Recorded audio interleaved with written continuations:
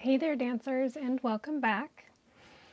Excuse me, I've been sick for the last week or so I haven't been as on top of documenting how I am creating this choreography and what my process is. So I'm just going to go ahead and give you a little bit of background from the last video. So we ended with me starting to take the idea for the storytelling element and start to kind of play with the movements.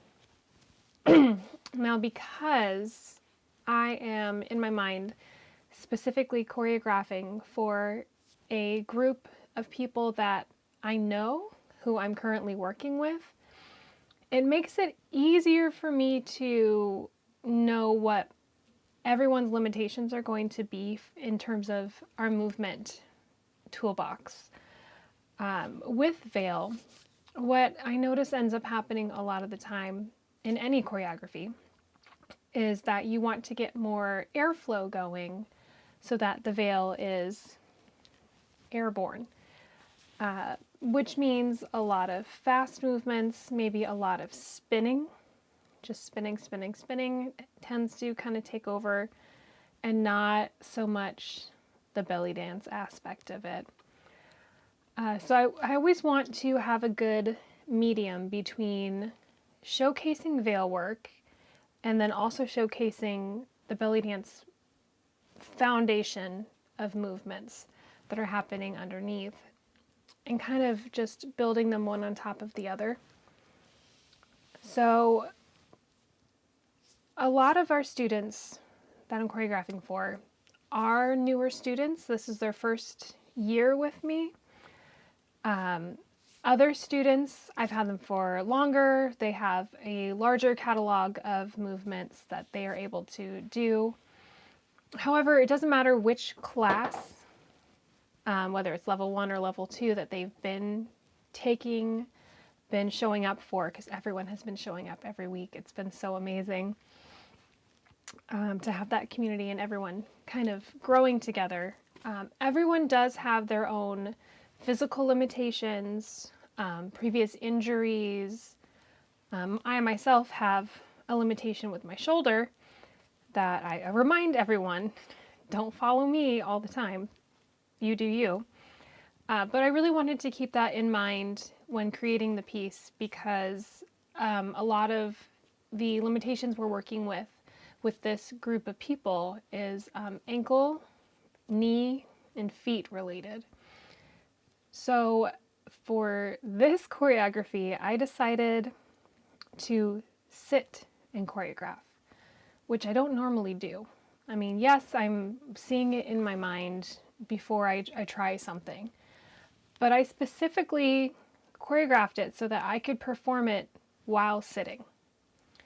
So that's just for anyone who doesn't have the ability to do quick turns or do big side-to-side movements, because some of the limitations are side-to-side movements and not just turning in a circle around yourself. So for this piece, and I am pretty close to being done, but for this piece I sat at my kitchen table or I sat in my car while I was waiting for my kid to come out of school, and I would choreograph bit by bit, start to finish. So I didn't jump around to, I'm not really sure what I want to do here. I'm going to go to this next section and maybe it will show me where I'm going so that I can fill in later.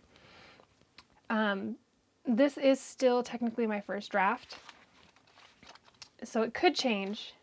It could be polished, or maybe I'll get inspired in the next couple of weeks that we have left. It's always so sad when we're ending the 10-week sessions.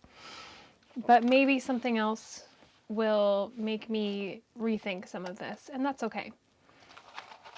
So I sat at my kitchen table with my headphones on, and I would do the movements, and it was all something I could do while sitting, or imagining doing it while sitting, and doing the veil work while sitting, which some little bits of it are more difficult than others. But that was a decision I made so that everyone is able to perform the choreography. So I've got my more detailed notes. I'm up to about a minute and a half, so only about 30 seconds left. And I think it's just one big last hurrah and then some wind down. And then we'll be done. So I'm going to go ahead and play the music. I'm going to try it sitting without the veil. I'm going to try it sitting with the veil, make sure all of that works. And then I'm going to try it standing and moving, because in my brain, we are standing and we are moving as much as possible. But yes, let's go ahead and just give that a try and see if it works.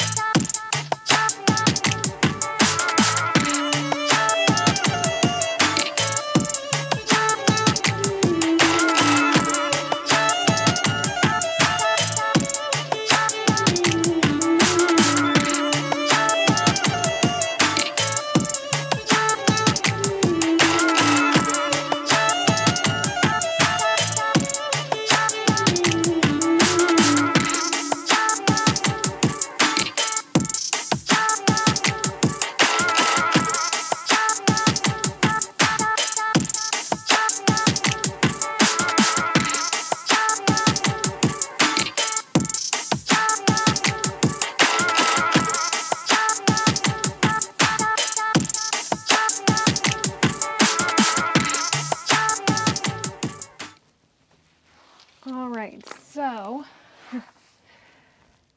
now that I've tested it once or twice out loud, I'm going to go ahead and watch the video and see if any of that needs to be changed.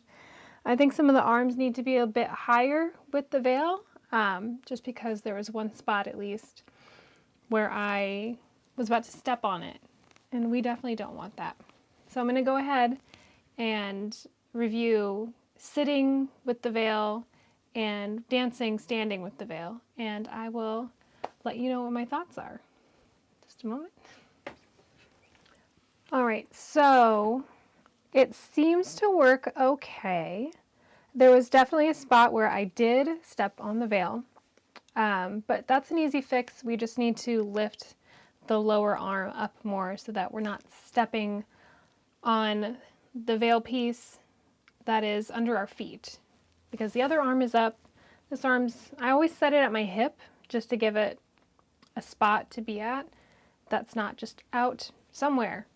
But I think we are going to have to go out more instead of holding our hand at our hip.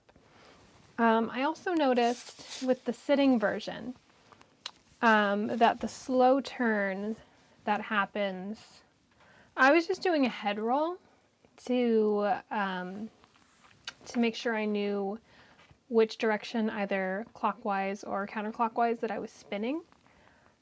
But when you're just sitting there and you're not actually doing the turn, it's not as interesting. So I will have to maybe add in a chest circle that goes that direction, or an upper body circle, depending on what I think is going to be easiest for everyone and what's going to make them more comfortable. My thing about choreographing for a group of people is that whatever whatever you set the choreography at, everyone has to be able to do that. So if not everyone is able to achieve a certain move, then you either have to split the group, which I don't want to do, or you have to set it at a move that everyone has access to. So I will be going through and changing a couple things. There's also some resistance from the veil that I'm going to be looking at, especially since we're using the chiffon veil. It just, when it pulls on your back, when I went to go and reach up with my arm, when it pulls on my back, it makes the other arm unable to get to the spot as quickly as well. So I might change some of the arm positioning. So my next step is to, first finish the choreography to make sure that I have at least a first draft. It doesn't have to be anything fantastic. It can just be whatever it is. I can change it later. I can polish it up later. Add some character to it later as well. And I'm going to finish the choreography, and then I'm going to be giving it a more critical eye, both from a seated standpoint as a seated dancer and also as a non-seated dancer.